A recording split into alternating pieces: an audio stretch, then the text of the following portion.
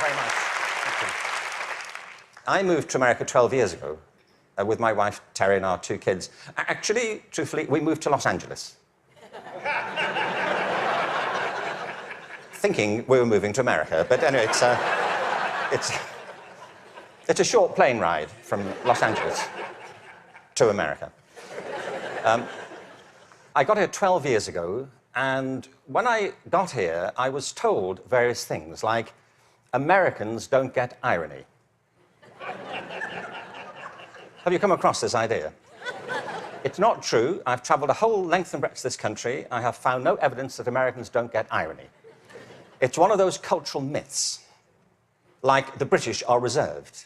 I don't know why people think this. We've invaded every country we've encountered.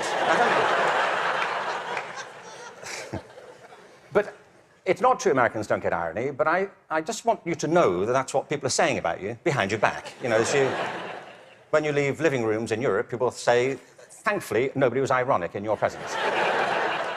But I knew that Americans get irony when I came across that legislation, No Child Left Behind. Because whoever thought of that title gets irony.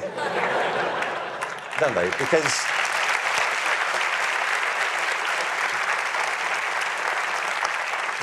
Because it's leaving millions of children behind. Now, I can see that's not a very attractive name for legislation. Millions of children left behind. I can see that. What's the plan? Well, we propose to leave millions of children behind, and here's how it's going to work. And it's working beautifully. In some parts of the country, 60% of kids drop out of high school. In the Native American communities, it's 80% of kids. If we halved that number, one estimate is it would create a net gain to the US economy over 10 years of nearly $1 trillion. From an economic point of view, this is good math, isn't it? That we should do this. It actually costs an enormous amount to mop up the damage from the dropout crisis. But the dropout crisis is just the tip of an iceberg. What it doesn't count are all the kids who are in school but being disengaged from it, who don't enjoy it, who don't get any real benefit from it. And the reason is not that we're not spending enough money. America spends more money on education than most other countries. Class sizes are smaller than in many countries. And there are hundreds of initiatives every year to try and improve education.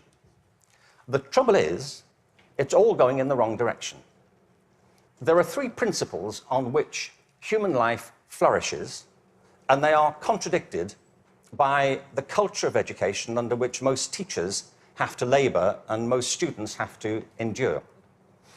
The first is this, that human beings are naturally different and diverse. Can I ask you, how many of you have got children of your own? Okay. Or grandchildren? How about 2 children or more? Right. And the rest of you have seen such children? Small people wandering about. I will make you a bet, and I'm confident I will win the bet. If you've got 2 children or more, I bet you they are completely different from each other, aren't they? Aren't they? You would never confuse them, would you? Like, which one are you? Remind me. You know, your mother and I are going to introduce some colour-coding system so we don't get confused. Education under No Child Left Behind is based on not diversity, but conformity. What schools are encouraged to do is to find out what kids can do across a very narrow spectrum of achievement. One of the effects of No Child Left Behind has been to narrow the focus onto the so-called STEM disciplines. They're very important.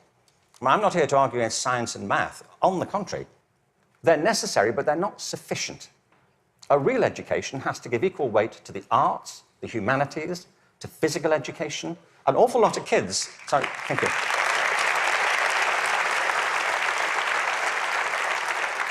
One estimate in America currently is that something like 10% of kids getting on that way are being diagnosed with various conditions under the broad title of attention deficit disorder, ADHD.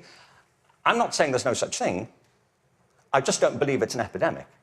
like this, if you sit kids down hour after hour doing low-grade clerical work, don't be surprised if they start to fidget, you know?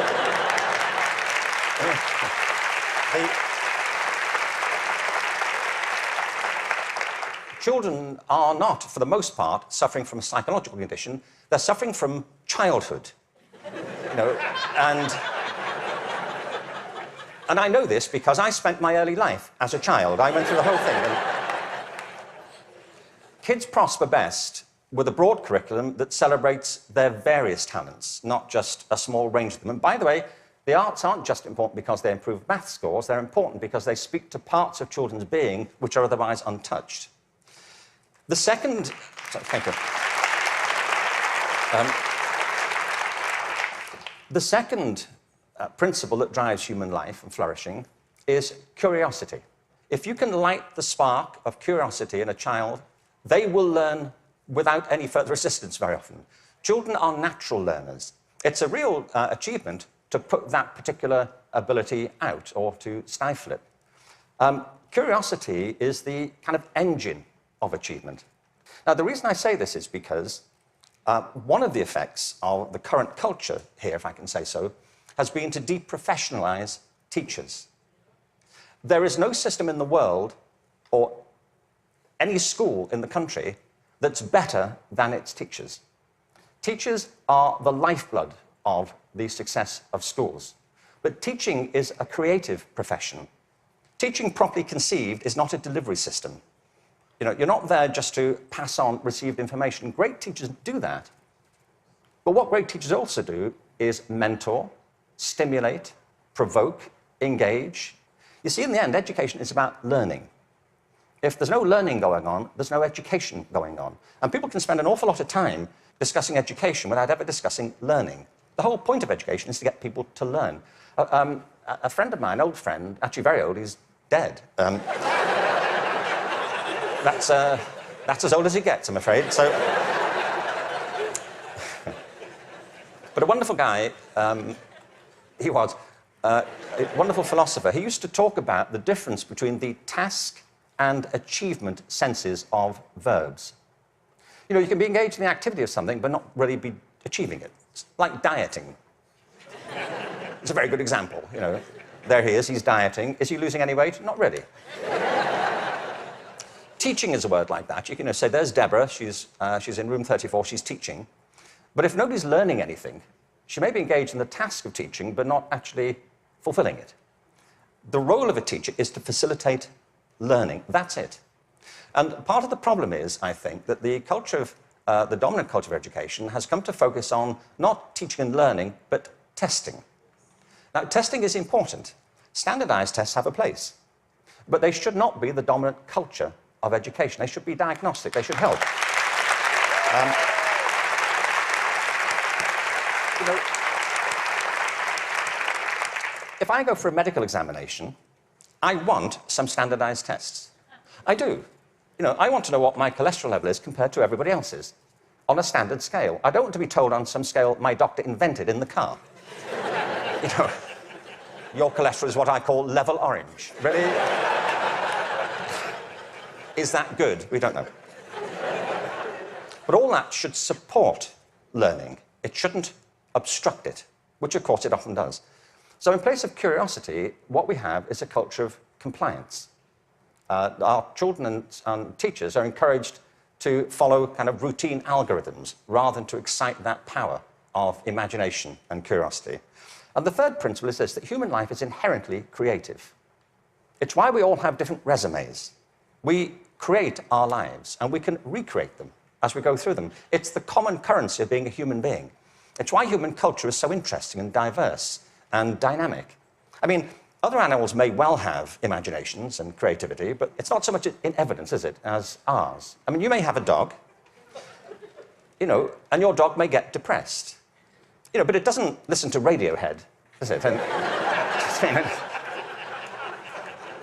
sit staring out the window with a bottle of Jack Daniels. And you say, would you like to come for a walk? He said, no, I'm fine. No. You go. I'll wait, I'll go. But take pictures. we all create our own lives through this restless process of imagining alternatives and possibilities, and one of the roles of education is to awaken and develop these powers of creativity. Instead, what we have is a culture of standardization. Now, it doesn't have to be that way. It really doesn't. Finland regularly comes out top in math, science, and reading. Now, we only know that's what they do well at because that's all that's being tested currently. That's one of the problems of the tests. They don't look for other things that matter just as much. The thing about work in Finland is this. They don't obsess about those disciplines. They have a very broad approach to education, which includes humanities, physical education, the arts. Second, there is no standardized testing in Finland. I mean, there's a bit, but it's not what gets people up in the morning. It's not what keeps them at their desks. And the third thing is, I was at a meeting recently with some people from Finland, actual Finnish people, and so somebody from the American system was saying to the people in Finland, what do you do about the dropout rate in Finland? And they all looked a bit bemused and said, well, we don't have one. Why would you drop out? If people are in trouble, we get them quite quickly and help them and we support them. Now, people always say, well, you can't compare Finland to America. No, I think there's a population of around 5 million in Finland. But you can compare it to a state in America. Many states in America have fewer people in them than that. I mean, I've been to some states in America, and I was the only person there. Really. Really, I was asked to lock up when I left. But what all the high-performing systems in the world do is currently what is not evident, sadly, across the systems in America. I mean, as a whole. One is this. They individualize teaching and learning. They recognize that it's students who are learning, and the system has to engage them, their curiosity, their individuality, and their creativity. That's how you get them to learn. The second is that they attribute a very high status to the teaching profession. They recognize that you can't improve education if you don't pick great people to teach and if you don't keep giving them constant support and professional development.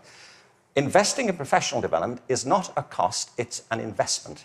And every other country that's succeeding well knows that, whether it's Australia, Canada, South Korea, Singapore, Hong Kong, or Shanghai.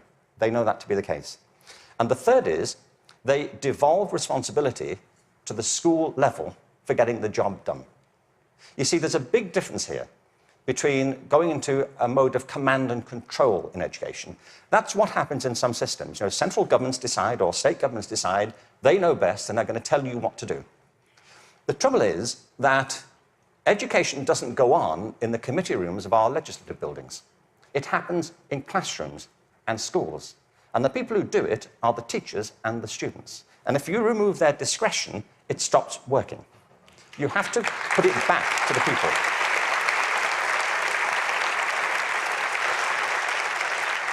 There's wonderful work happening in this country. But I have to say, it's happening in spite of the dominant culture of education, not because of it. It's like people are sailing into a headwind all the time. And the reason I think is this, that many of the current policies are based on mechanistic conceptions of education. It's like education is an industrial process that can be improved just by having better data. And somewhere in, I think, the back of the mind of some policymakers is this idea that if we fine-tune it well enough, if we just get it right, it'll all hum along perfectly into the future. It won't, and it never did. The point is that education is not a mechanical system, it's a human system. It's about people. People who either do want to learn or don't want to learn. Every student who drops out of school has a reason for it, which is rooted in their own biography. They may find it boring, they may find it irrelevant, they may find that it's at odds with the life they're living outside of school. There are trends, but the stories are always unique. I was at a meeting recently in Los Angeles of, they're called alternative education programs. These are programs designed to get kids back into education. They have certain common features. They're very personalized. They have strong support for the teachers, close links with the community, and a broad and diverse curriculum, and often programs which involve students outside school as well as inside school. And they work.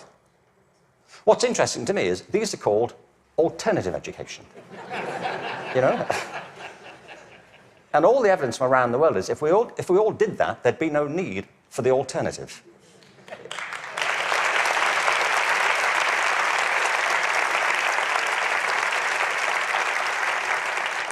So I think we have to embrace a different metaphor. We have to recognize that it's a human system and there are conditions under which people thrive and conditions under which they don't. We are, after all, organic creatures. And the culture of the school is absolutely essential. Culture is an organic term, isn't it? Not far from where I live is a place called Death Valley. Death Valley is the hottest, driest place in America, and nothing grows there. Nothing grows there because it doesn't rain, hence Death Valley. In the winter of 2004, it rained in Death Valley. 7 inches of rain fell over a very short period. And in the spring of 2005, there was a phenomenon. The whole floor of Death Valley was carpeted in flowers for a while. What it proved is this, that Death Valley isn't dead. It's dormant. Right beneath the surface are these seeds of possibility, waiting for the right conditions to come about. And with organic systems, if the conditions are right, life is inevitable. It happens all the time. You take an area, a school, a district, you change the conditions, give people a different sense of possibility, a different set of expectations, a broader range of opportunities. You cherish and value the relationships between teachers and learners. You offer people discretion to be creative and to innovate in what they do. And schools that were once bereft spring to life. Great leaders know that. The real role of leadership in education, and I think it's true at the national level, the state level, at the school level, is not and should not be command and control. The real role of leadership is climate control, creating a climate of possibility. And if you do that, people will rise to it and achieve things that you completely did not anticipate and couldn't have expected. There's a wonderful quote from Benjamin Franklin. There are 3 sorts of people in the world. Those who are immovable, people who don't get it, they don't want to get it, they're not going to do anything about it. There are people who are movable, people who see the need for change and are prepared to listen to it. And there are people who move, people who make things happen. And if we can encourage more people, that will be a movement. And if the movement is strong enough, that's, in the best sense of the word, a revolution. And that's what we need. Thank you very much.